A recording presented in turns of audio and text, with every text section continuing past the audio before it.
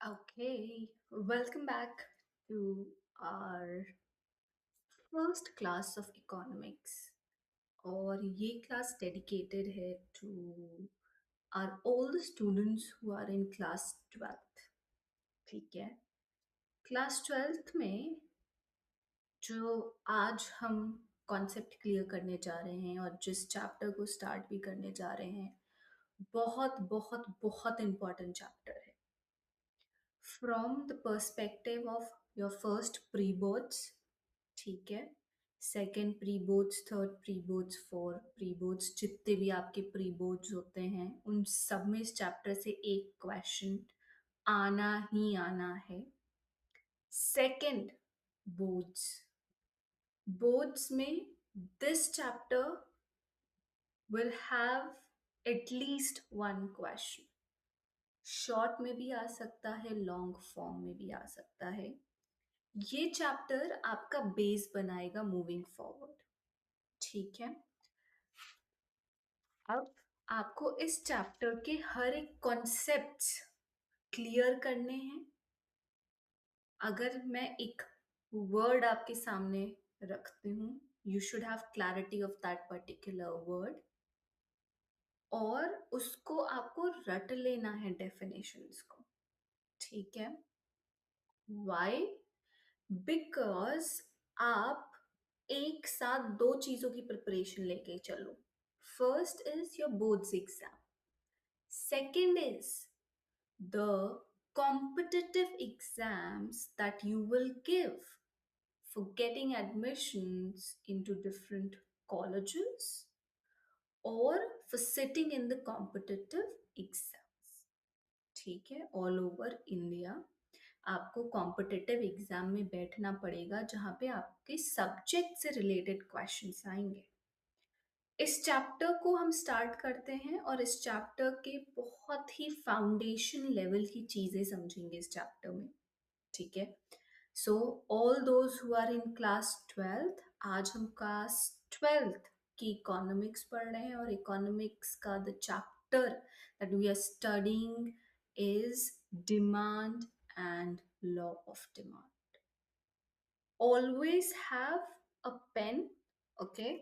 Either a pen or a pencil in your hand जब भी आप मेरी क्लासेस लेते हो, and open your books। ठीक है, कॉम्पिटिटिव एग्जाम्स के अगर आप प्रिपरेशन कर रहे होते हैं, आपको अपनी स्कूल बुक्स रखने की जरूरत नहीं होती। ठीक है, वहां पे वन वर्ड्स पूछे जाते हैं, थ्योरेटिकल पार्ट्स उतना नहीं है। But when you are sitting in the boards, you need to have your notebooks open and mark the important things that I tell you। For example, आज अगर हम कुछ पढ़ रहे हैं उसमें से 2 से 3 इंपॉर्टेंट चीजें होंगी that I will tell you. Keep your books open, जहां पे भी वो डेफिनेशन दिख रही है उसको अंडरलाइन करो, स्टार मारो। अगर इंपॉर्टेंट होगा तो I tell you to 2 star मारो, अगर 1 star. Based on the importance हम उतने नंबर ऑफ स्टार्स डाल देंगे उसमें, या will write important. But have your books handy पढ़ते वक्त। ठीक है, ऑल्सो एक चीज और समझना, यहाँ पर आप क्लास 12th में जा रहे हो। ठीक है, तो 12th में जब आप एग्जाम दोगे तो जो भी डेफिनेशन है आपकी बुक्स में, या अगर आप किसी थर्ड पार्टी सोर्स से रट रहे हो, डेफिनेशन में देर आर कीवर्ड्स जो एक एग्जामिनर आपकी कॉपीज जब आप आंसर्स लिख रहे हो उसको ढूंढता है। I will also tell those keywords कि भाई एक डेफिनेशन जब आप लिख रहे हो उसमें ये 3 कीवर्ड्स इंपॉर्टेंट है और यही इस डेफिनेशन को क्या करते हैं, कंप्लीट करते हैं। तो कॉन्सेप्ट के साथ we will prepare for boards, also for the competitive exams. Why I say so? क्योंकि when I was preparing for my boards, मेरे दिमाग में वो कॉम्पिटिटिवनेस वाली चीज़ नहीं थी, मुझे पता ही नहीं था फिलहाल के लिए कि क्या होता है 12th के बाद। I was all blank. ठीक है, एंड आई फील कि जैसे मेरा कोई एल्डर ब्रदर या सिस्टर नहीं था टू गाइड मी, और I did not have a mentor. Even if I had friends, I did not have the courage to go to them and ask them. You have, मतलब जितना भी चीजें मुझे लगता है मैंने फेस करा है and are all the consequences of let's say कोई बच्चा को ड्रॉप करना पड़ता है, कोई बच्चा कॉम्पिटिटिव एग्जाम नहीं आता, ये कॉन्सिक्वेंसेज ऑफ अनअवेयरनेस। तो उन कॉन्सिक्वेंसेज से आपको बचाने के लिए I will brief you everything. ठीक है? तो दो चीज़ों की प्रिपरेशन साइड बाय साइड करते चलोगे, इसीलिए अपनी बुक्स को आपको समझना बहुत ज़रूरी है, क्योंकि इन्हीं बुक्स से आपके कॉम्पिटिटिव एग्जाम्स में भी आएगा।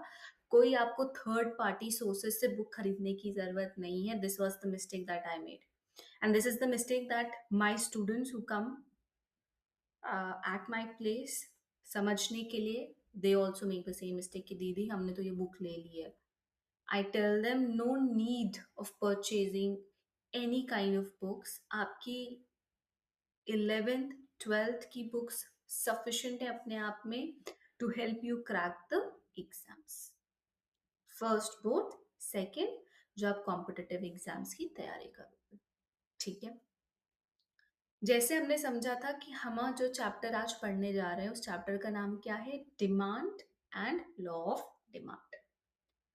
अब इसको समझने से पहले कुछ बहुत बेसिक चीजें हम समझेंगे। ठीक है? तो आप मेरी स्क्रीन पे देख सकते हो, it's written the foundation of value. Okay? तो आपने कभी सोचा है कि जब आप कोई सामान खरीदते हो, सामान को यहाँ पे हमने इकोनॉमिक्स में सामान is referred to as goods और कमोडिटी। ठीक है? तो जब भी आप कोई सामान लेते हो, आपने सोचा है कि उसके साथ हमेशा एक प्राइस टैग आता है? कभी भी आप कोई सामान लो, उसके साथ हमेशा क्या आएगा? प्राइस टैग आएगा। और कुछ सामान ऐसे भी होते हैं जो क्या है? एक्सपेंसिव है। और कुछ सामान ऐसे हैं जो क्या है? चीप है और affordable, you can easily bye them. ठीक है? तो ये पूरे कॉन्सेप्ट को हम समझेंगे, and this is the starting of your chapter demand and law of demand. अब इसको समझने के लिए क्या है कि आपने देखा होगा, सबसे पहले हम समझते हैं why do things have a price. ठीक है? कोई भी सामान आप खरीदते हो उसके साथ प्राइस टैग क्यों लगा रहता है? तो ध्यान समझना। एक सिनेरियो समझो आप कि आप you are walking in a park. आप एक पार्क में गए हो फॉर अ मॉर्निंग वॉक, और इवनिंग में वॉक के लिए गए हो, could be any time, but आप एक पार्क में गए हो for a walk. You are breathing air every second. सांस ले रहे हो, हवा, oxygen is in, carbon dioxide is out. Correct? अब जो एयर है वो इनक्रेडिबली यूजफुल है। अगर आप सांस नहीं ले पाओगे, if you don't get that oxygen, हमारे chances of living are zero. Oxygen है जो हम लोगों को जिंदा रखती है। ठीक? तो आप एक पार्क में गए हो एंड यू आर वॉकिंग, वहां पे you are breathing this air every second. मतलब ठीक हुआ? जो कि क्या है? यूजफुल है। किस लिए यूजफुल है? जिंदा रहने के लिए। पर क्या आप इस एयर को जो ले रहे हो, are you paying for it? ये एयर क्या है? This is a natural resource. Are you paying for it? Yes और नो? कमेंट में करके मुझे बताओ, येस है या फिर नो। ठीक है? अब आई होप कमेंट्स में आ गया होगा। सो द आंसर इज कि no, we are not paying for the air that we are breathing, and that is naturally available to us. Correct? अब क्या होता है भाई? अब आप कहोगे कि ठीक है, we are not paying for it, why? Though it is useful but still we are not paying the price. The answer is very simple, because it is unlimited. ठीक है?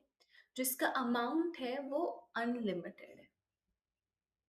और इकोनॉमिक्स में हम इसको क्या कहते हैं? Free goods. अगर आपने अपनी बुक्स ओपन करी है, take the pen, circle it. Free goods के एग्जाम्पल। फ्री गुड्स किसको कहते हैं? फ्री गुड्स वो गुड्स होते हैं जो नेचुरली फर्स्ट अवेलेबल है। अगर नेचुरली अवेलेबल है तो वो क्या है? अनलिमिटेड है।